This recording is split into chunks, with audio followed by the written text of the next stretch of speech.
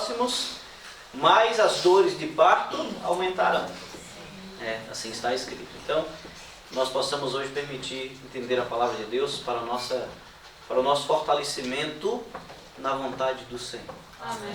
Eu fiquei feliz ao chegar aqui e encontrar o Cleiton fazendo o estudo do Apocalipse e preocupado ao mesmo tempo. Falei, rapaz, ele já está em Apocalipse 10.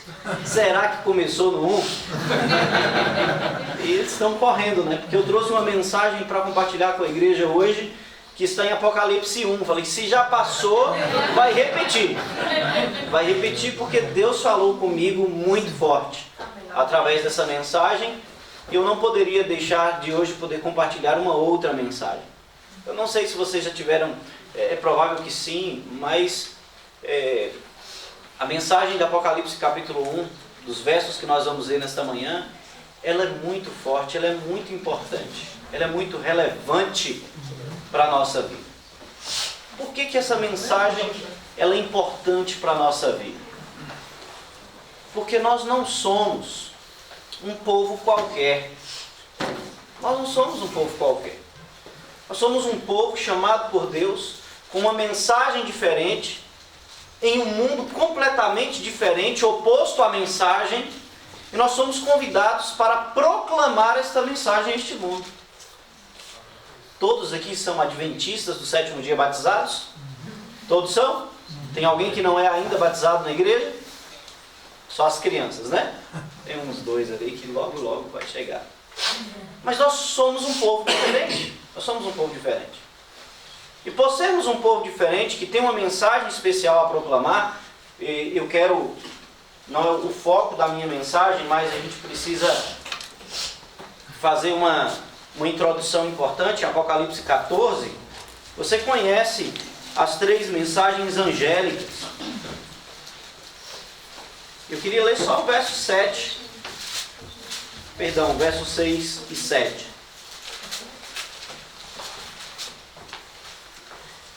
Amém? Amém.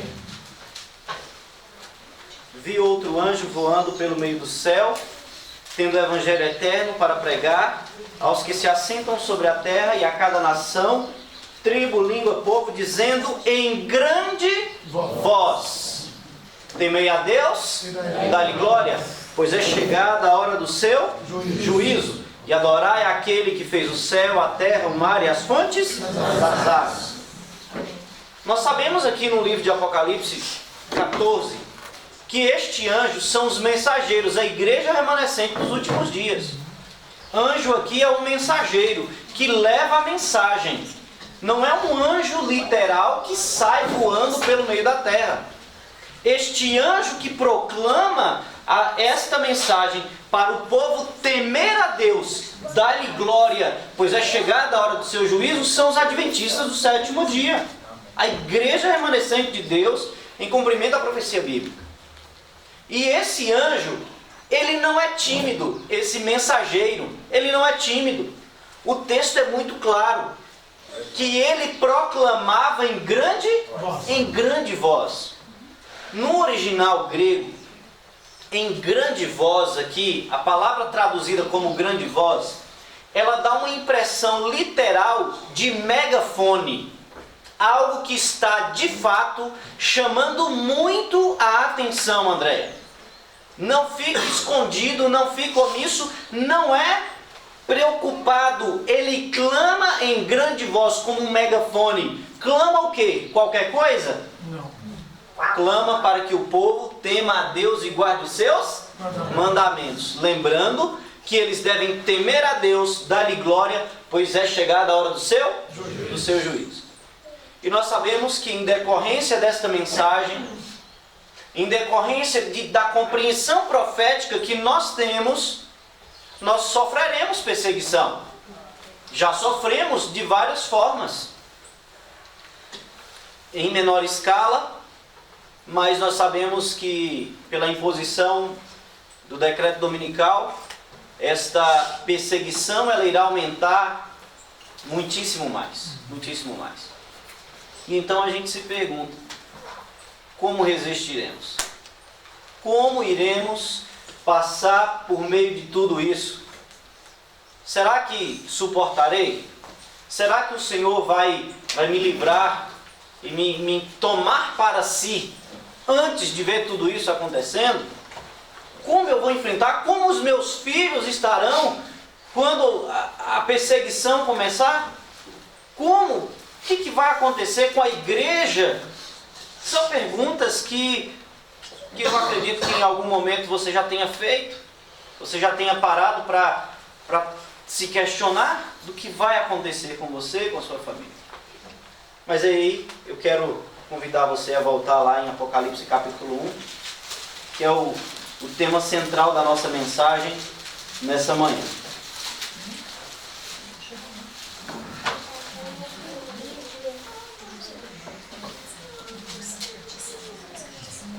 Apocalipse capítulo 1, nós temos no verso 12, do verso 9 ao verso 20, nós temos uma visão de Jesus glorificado, e no verso 12 diz assim, vocês conhecem o contexto, e no verso 12 diz assim, voltei-me para ver quem falava comigo, e voltado, vi 7 candeeiros de ouro. No meio dos candeeiros, um semelhante a filho de homem, com vestes talares e cingido à altura do peito com uma cinta de ouro.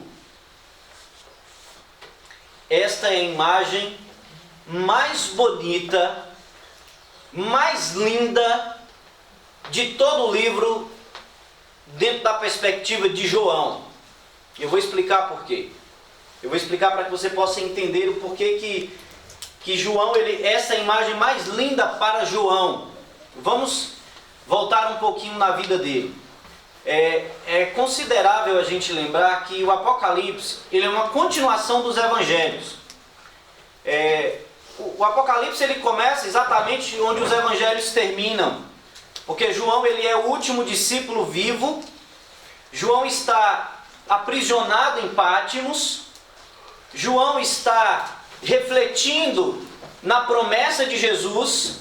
Jesus prometeu, e eis que estou convosco todos os dias até a consumação dos séculos.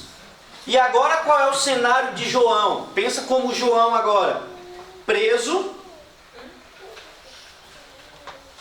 Todos os seus amigos que foram chamados por Cristo mortos, assassinados pela pregação da palavra, e João preso, isolado, olhando para a promessa de Cristo, que eis que estou convosco todos os dias até a consumação dos séculos. A cabeça dele estava angustiada, preocupada.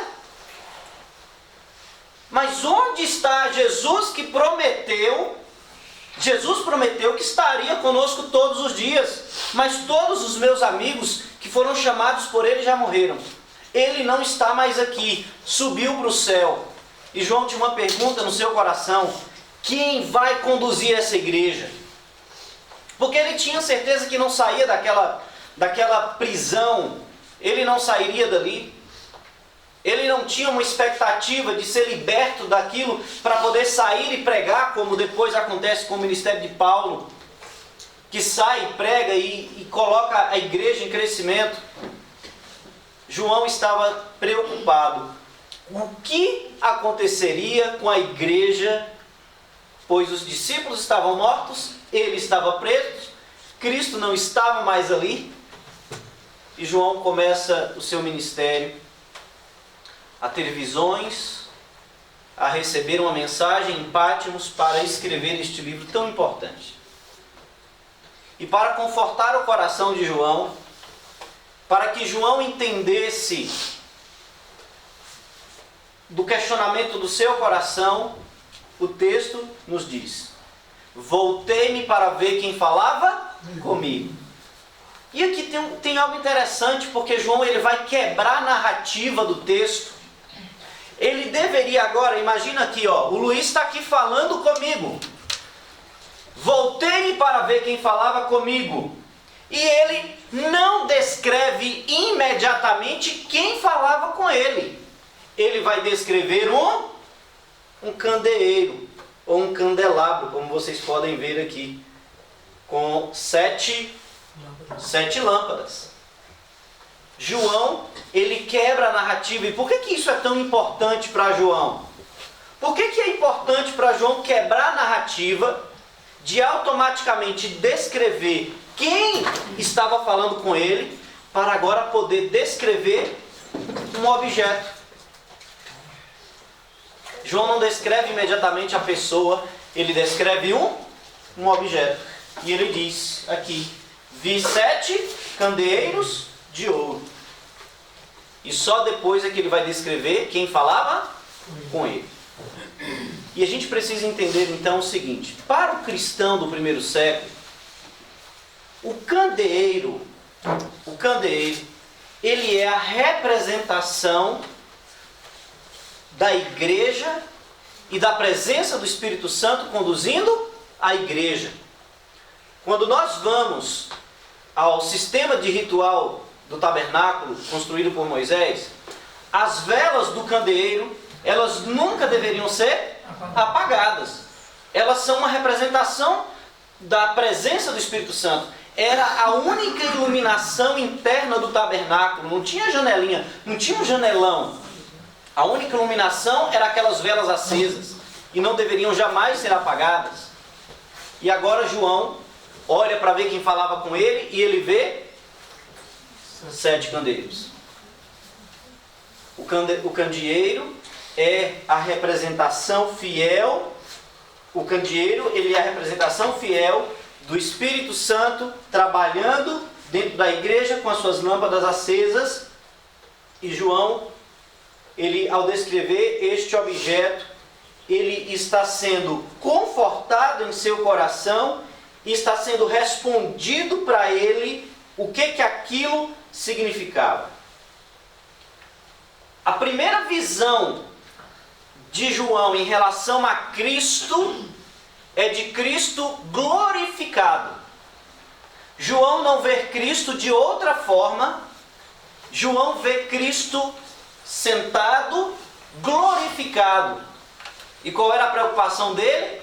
Quem vai conduzir a igreja? Estão todos mortos.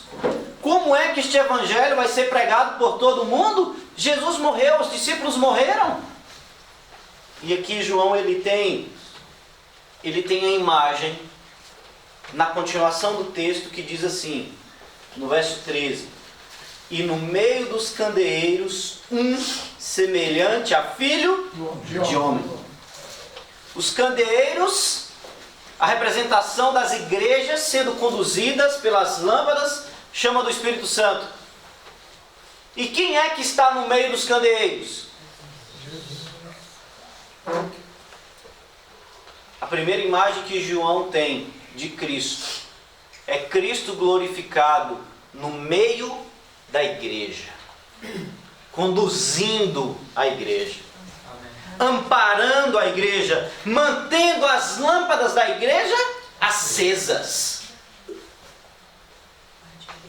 Este povo que proclama em grande voz para que o mundo aprenda a temer a Deus e dar-lhe glória, não precisa ter medo, porque Jesus está no meio da igreja.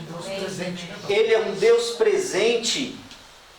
Cristo no meio dos candelabros, ele está cumprindo aqui agora a promessa que estava João na sua reflexão.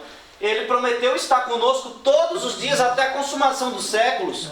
E João vê Cristo glorificado no meio dos 7 candeeiros. O texto não está aqui colocado assim aleatoriamente. Eu não acredito nisso. A narrativa não foi quebrada como algo assim, não, vou dar uma pausa aqui, vou falar dos candeeiros, depois eu continuo falando de quem está falando comigo. Não. João ele descreve porque Deus permitiu que ele escrevesse assim, para também que nós percebêssemos que Deus está controlando, está conduzindo esta igreja. Este povo remanescente que teme a Deus, que guarda os mandamentos de Deus. Esta mensagem também deve nos conscientizar de que Deus é quem conduz a sua igreja. Não são os pastores, não são os anciãos, não são os diretores dos grupos. É Deus quem conduz a igreja. E Deus conduz a igreja através de nós. Deus conduz a igreja através de nós, na nossa responsabilidade, do cumprimento dos nossos papéis como igreja remanescente.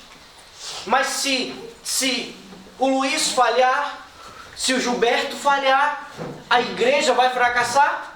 Não vai. Essa igreja não pertence a homens. Essa igreja pertence a Deus. Essa igreja pertence a Cristo. E você não precisa duvidar, você não pode se esquecer disso.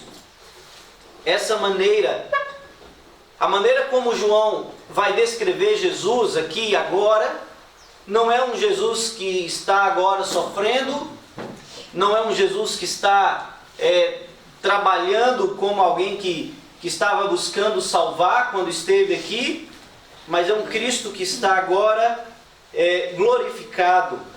E você vai perceber isso no verso 13 aí, que Jesus estava com vestes talares e cingido à altura do peito com uma cinta de ouro. Que imagem é essa? Quem é que se vestia de vestes talares, cingido à altura do peito com uma cinta de ouro? Sacerdote, sumo sacerdote. Cristo é visto aqui no meio da igreja como sumo sacerdote, intercedendo pela igreja diante do Pai, cuidando da igreja diante do Pai. E a igreja não é o CNPJ que a gente tem. A igreja não são as paredes, as escolas. Tudo isso faz parte de uma estrutura de evangelismo.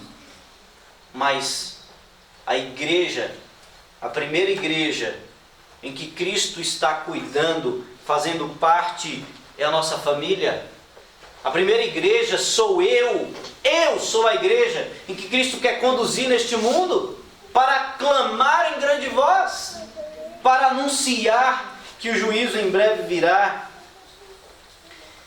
Aqui nós temos uma imagem clara deste sacerdote, como você já mencionei, você vai se lembrar. O sacerdote, uma das responsabilidades que ele tinha todos os dias era manter as lâmpadas, não podia se apagar. Eu creio que Jesus hoje está fazendo a mesma coisa comigo e com você. Ele mantém as nossas lâmpadas acesas por meio do Espírito Santo, para que nós possamos suportar. Mesmo que em algum momento parece que está só um pisca-alerta, a bateria parece que está acabando, porque a bateria é nossa, não é dele, né? A bateria é nossa, não é dele, a dele não se esgota.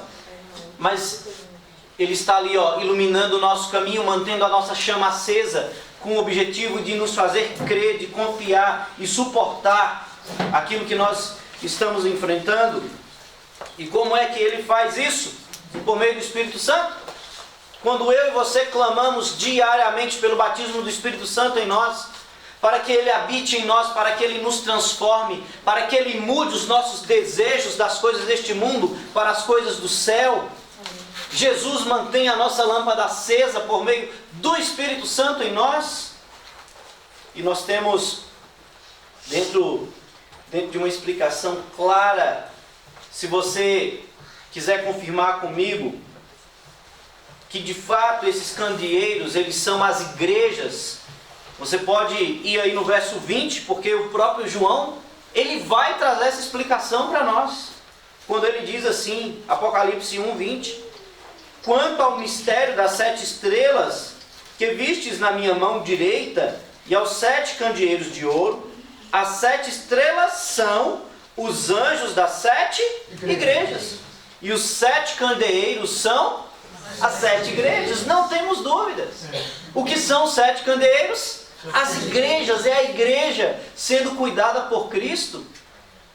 E no verso, em Apocalipse ainda no verso capítulo 5, no verso 6, nós vamos confirmar esta unidade entre o Espírito fortalecendo a igreja.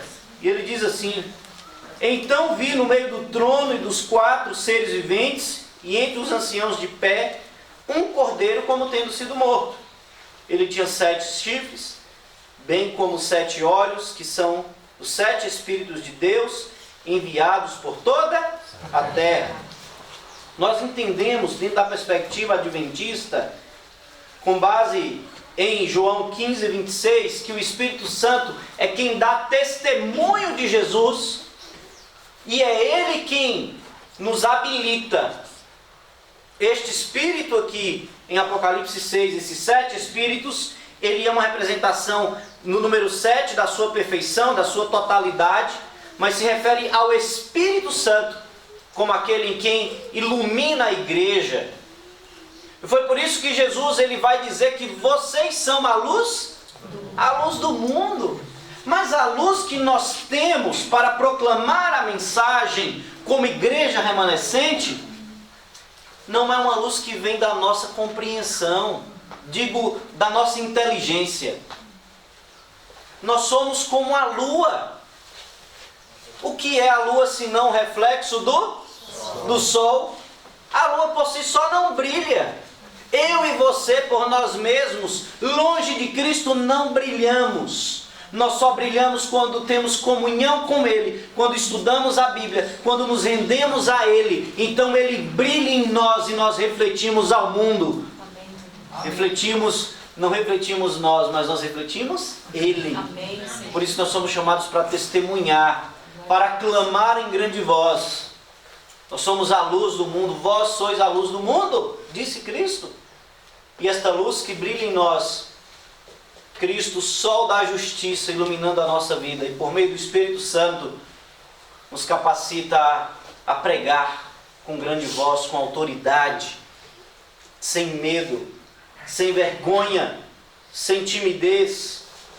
Cristo, no meio do candelabro, conduzindo a igreja, é uma imagem muito missionária.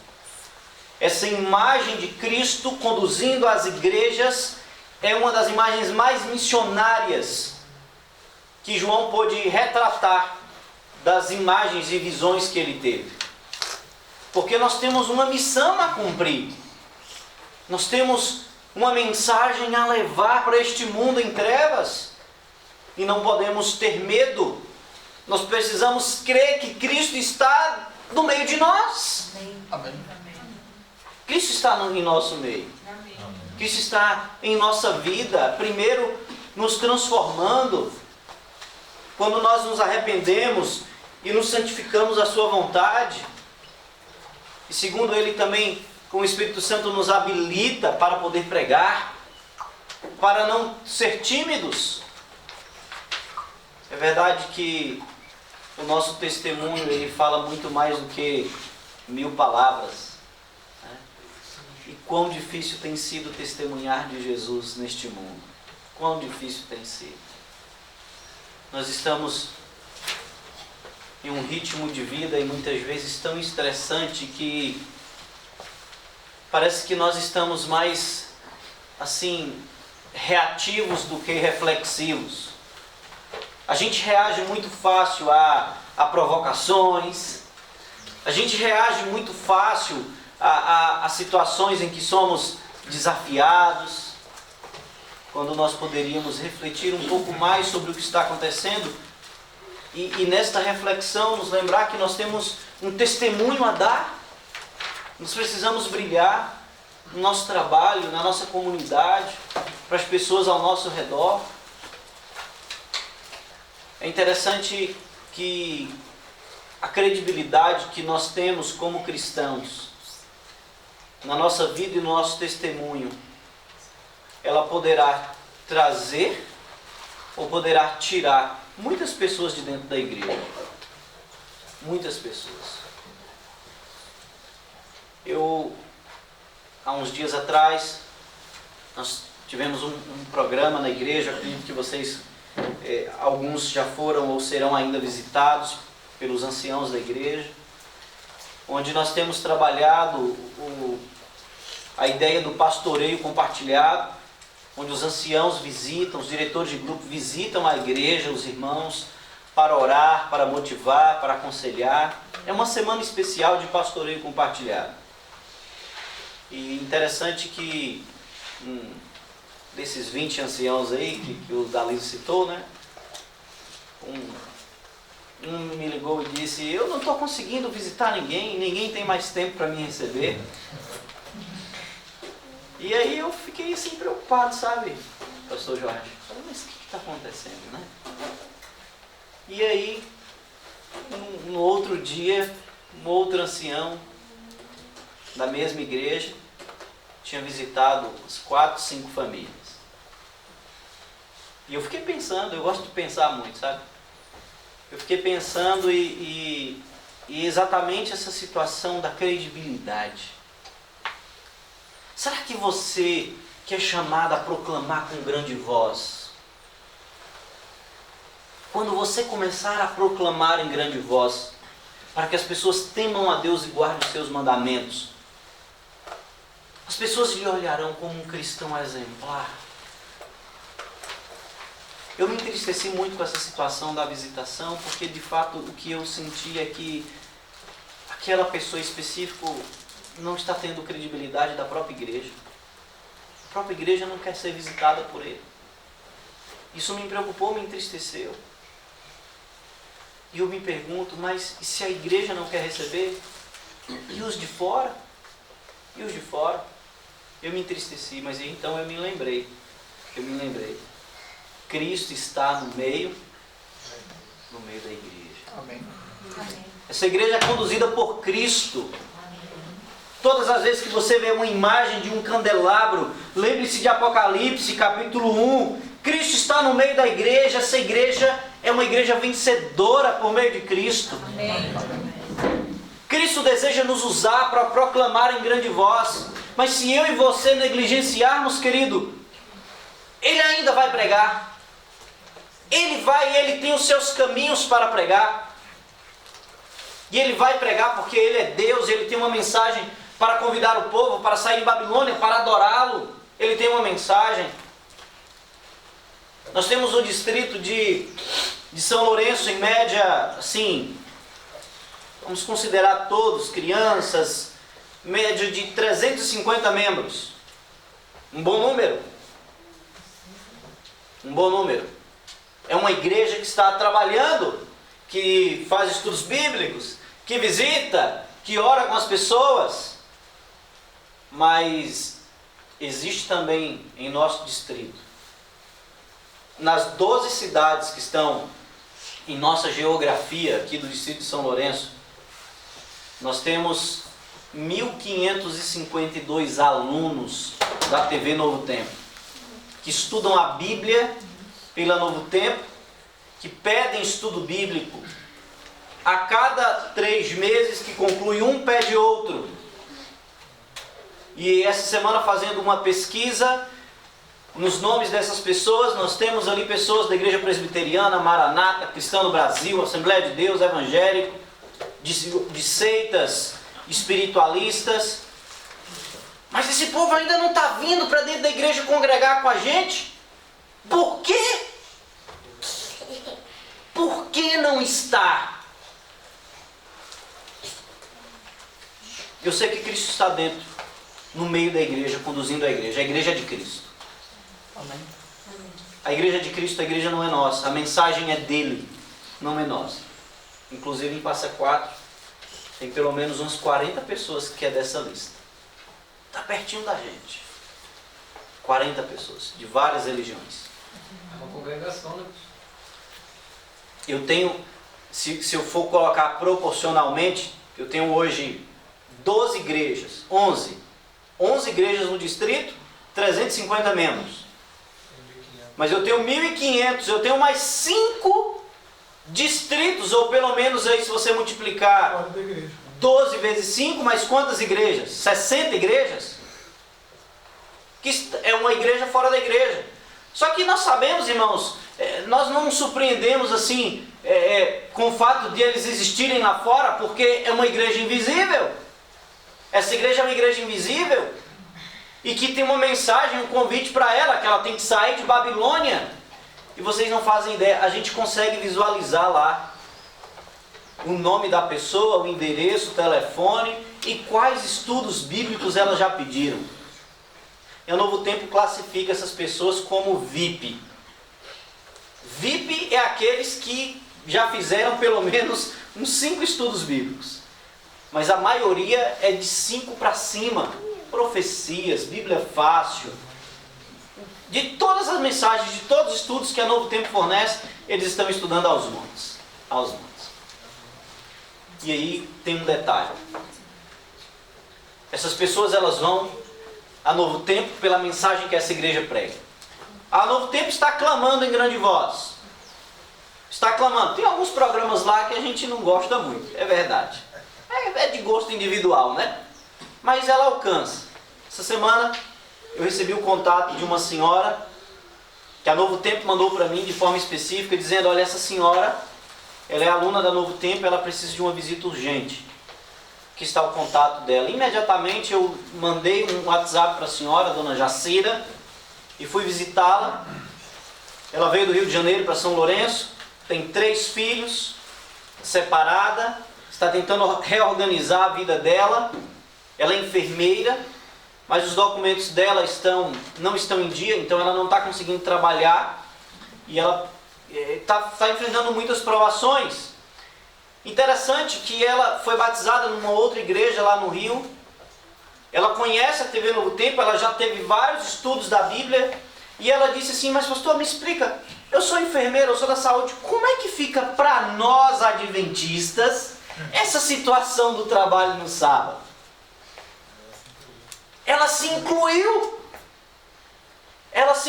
para nós adventistas.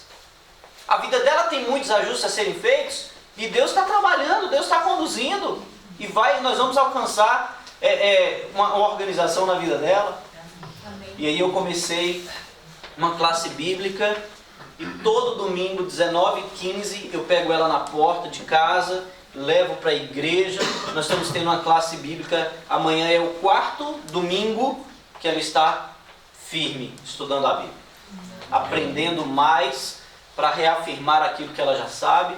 Está agora tendo relacionamento com a igreja. E aqui tem algo muito interessante que eu queria dizer para vocês. Cristo está no meio da igreja. Cristo tem uma igreja invisível. Mas essas pessoas, elas só virão para dentro da igreja adventista neste tempo agora, se nós formos lá. Muito prazer.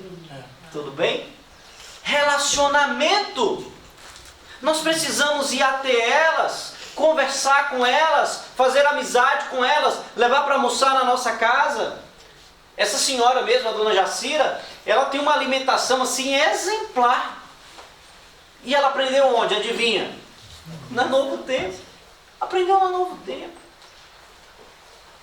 Cuida da saúde dos filhos com o maior carinho, evita um monte de coisas ruins que destroem a saúde deles, conscientiza eles, são adolescentes. E ela está vivendo uma experiência, mas ela só foi na igreja depois que alguém foi lá para fazer relacionamento com ela. Este ano nós tivemos a alegria de batizar um rapaz em São Lourenço. Ele chegou na igreja na Semana Santa e ele ia passando na porta. Nós tínhamos na porta ali o diretor do Ministério Pessoal, ornamentando a igreja para a Semana Santa. E ele passou e perguntou: então, que dia vai ter culto aqui? E aí o diretor missionário explicou para ele que nós teríamos uma Semana Santa. E ele então foi todos os dias. Ele disse assim: eu era da igreja, esqueci o nome de uma igreja grande que tem lá, alguma coisa da fé. E ele disse: eu fui batizado lá, mas eu estudei na TV Novo Tempo, eu aprendi e eu quero ser batizado na igreja adventista. Eu não trabalho no sábado, eu entendo o dízimo como uma mensagem bíblica e eu quero viver isso. E depois nós fizemos um resumo com ele dentro das doutrinas básicas, não tinha nenhum impedimento, homem casado. Uma pessoa que não trabalha sábado, está lá fiel em todos os cultos. E foi batizado para a honra e glória de Deus. A igreja de Jesus. Ele está no meio da igreja. Ele conduz a igreja para clamar em grande voz. Irmãos, muitas pessoas virão nesses últimos dias. Muitas pessoas. Muitas pessoas. Essas pessoas, elas estão ainda nas suas igrejas. Nós precisamos começar a nos relacionar com elas, para que ao brilhar na vida delas, porque Cristo diz que nós somos a luz do mundo, elas possam ter desejo de congregar conosco. Sai dela, povo meu. É a mensagem? É a mensagem. Só que, lembre-se, Deus nos fez pessoas relacionais. Ele nos fez pessoas relacionais. Gente gosta de gente. Gente gosta de gente. Foi Deus que nos fez assim.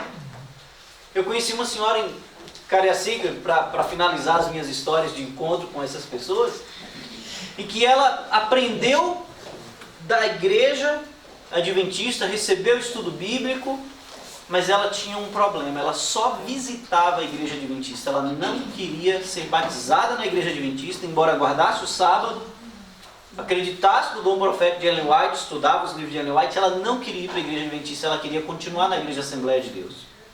E um dia eu fui visitá-la e ela disse assim: faz mais de 20 anos que eu estou lá. Todos os meus amigos, irmãos, são de lá. E se eu sair de lá, quem serão os meus amigos? Ela não deveria estar lá pelos amigos, mas nós sabemos que em muitos momentos, quando a família não é um amparo, quando é a igreja que ampara, e para ela a igreja que estava amparando ela como um ser humano, como uma amizade, com carinho, era aquela igreja. E ela permaneceu ali. E por diversas vezes ela visitava a igreja adventista às vezes, mas decidir se é o batismo não, porque ela precisava ser aceita como amigo. E aquela igreja em específico, ela tinha dificuldade em relacionar-se com as pessoas. Ninguém visitava ninguém, ninguém orava por ninguém. Quando tinha problema, a fofoca espalhava. Mas quando estava sofrendo, quando precisava de um abraço, quando precisava de uma atenção especial, ninguém aparecia. Então, Cristo está no meio da igreja. Ele é aquele que conduz a sua igreja. Nós somos a luz do mundo para poder transmitir Cristo para estas pessoas por meio de um relacionamento intenso. E não podemos nos esquecer que por mais difícil que sejam as lutas que nós enfrentaremos como igreja remanescente, Cristo é quem conduz a igreja. Interessante que na introdução do capítulo 2, João ele vai repetir. Olha aí o capítulo 2, quando ele vai escrever a carta à igreja em Éfeso.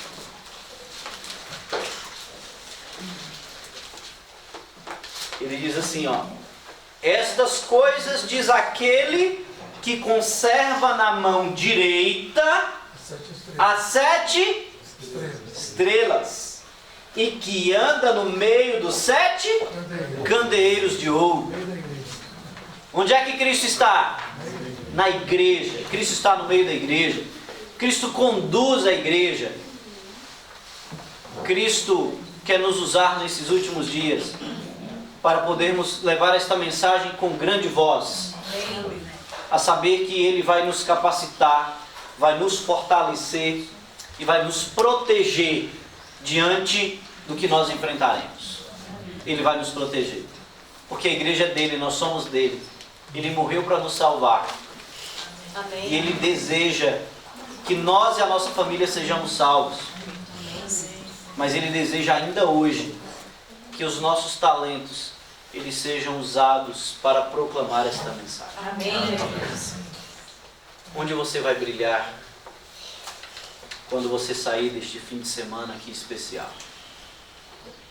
Para quem você vai dizer que Cristo está no meio de você, da sua vida, da sua família? Para quem? Quem são as pessoas que estão esperando o seu brilho para poder aceitar esta mensagem. É por meio de nós que esta mensagem deve chegar ao alcance de muitas pessoas. Se não fosse por meio de nós, não seríamos igreja remanescente. Mas nós somos. A nossa vitória é a vitória de Cristo. A nossa vitória é a vitória de Cristo. Por meio de tudo que Ele fez e faz. Como sumo sacerdote, o santuário celestial, Cristo hoje está intercedendo por nós, diante do Pai. Mas este sumo sacerdote, muito em breve virá como juízo. Devemos nos lembrar de Apocalipse 14. Que esta mensagem, ela tem um convite ao povo para temer a Deus e dar-lhe glória, pois é chegada a hora do seu Juízo. Só que muitas vezes nós pensamos nesta mensagem como sendo uma mensagem só lá para fora. Não. Tem que ser primeiro? Sou eu que tenho que temer a Deus, ser obediente a Deus e dar glória a Ele com a minha vida, Amém. com o que eu faço. E aquilo que eu deixo de fazer, como igreja remanescente, não glorifica a Deus. É por isso que eu tenho que pregar. É por isso que eu tenho que brigar para essas pessoas, ensinar para elas a verdade que eu conheci. Amém. Eu não sou um mensageiro silencioso. A igreja entende que mensageiros silenciosos são os livros que nós distribuímos, né? Eles ficam lá. E vai chegar o momento que eles vão falar muito alto. Mas nesse momento, nós somos chamados para proclamar em grande voz. Não se esqueça, Cristo está no meio da igreja. E essa igreja, em breve, ela deixará de ser uma igreja militante para uma igreja triunfante. Por meio de quem? De Cristo, que está no meio dela. É Ele que conduz. Amém. Que Ele possa conduzir a minha e a sua vida todos os dias, que não tenhamos dúvidas de que Ele está conduzindo a nossa vida, a nossa igreja, pois nós somos dele. Amém? Quero convidar você para ficar em pé, para nós orarmos ao Senhor.